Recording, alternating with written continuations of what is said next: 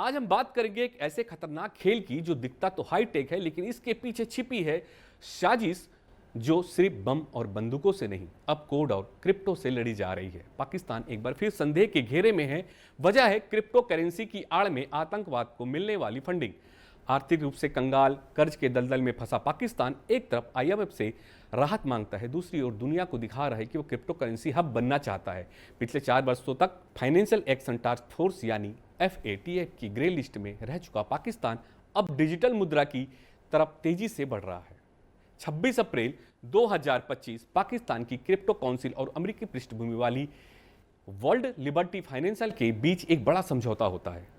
इस कंपनी के प्रमुख प्रवर्तक अमेरिका के राष्ट्रपति डोनाल्ड ट्रंप के बेहद करीबी बताए जाते हैं। मुलाकात होती है प्रधानमंत्री शहबाज शरीफ से और पाकिस्तान की सेना के प्रमुख फील्ड मार्शल आसिम मुनीर से भी। सवाल उठता है, क्या यह महज तकनीकी सहयोग है या फिर डिजिटल फंडिंग के नाम पर कुछ और?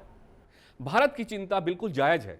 हमारे खुफिया सूत्रों को अंदेशा है कि पाकिस्तान आतंकी संगठनों को क्रिप्टो करेंसी के जरिए फंडिंग पहुंचा सकता है बिना किसी बैंकों के निगरानी के। FATF जैसे अंतर्राष्ट्रीय एजेंसी की निगरानी के बावजूद पाकिस्तान की बैंकिंग व्यवस्था का उपयोग पहले ही आतंकी फंडिंग के लिए हो चुका है।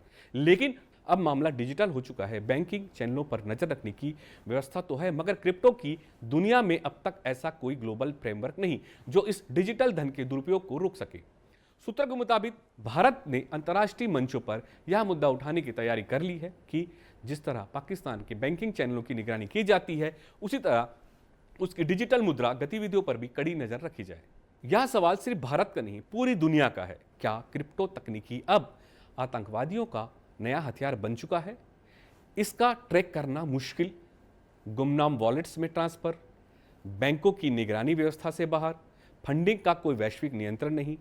ये वही पाकिस्तान है जिससे पहले हवाला, फिर NGOs और अब शायद क्रिप्टो की मदद से आतंकवाद की खाद पानी देने की योजना बनाई है।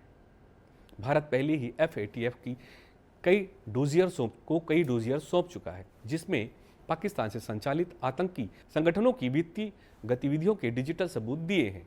अब नए सिरे से क्रिप्टो ट्रांजैक्शंस पर नजर डाली जा रही है। भारत की पहल पर 2023 में G20 समिट में क्रिप्टो रेगुलेशन पर रोड मैप बनाने की सहमति बनी थी, लेकिन यह अब तक कागजों में है। पाकिस्तान इसे अपनी नई रणनीति बना रहा है, एक वर्चुअल हवाला नेटवर्क। जब कोई अमेरिका संबंध कंपनी पाकिस्तान में क्रिप्टो इन्वेस्टमेंट कर रही हो और उसके लोग सेना प्रमुख से मिल रहे हों, तो सवाल उठता है कि यह केवल आर्थिक सौदा है या कुछ और। दूसरा पहलू यह है कि अगर दुनिया अभी नहीं जागी तो कल को आतंकी हथियार के बदले कोर्ट से हमला करेंगे और उनके पास होंगे वो डिजिटल हथियार जिन पर किसी FATF या किसी संयुक्त राष्ट्र किसी कानून का वश नहीं चलेगा।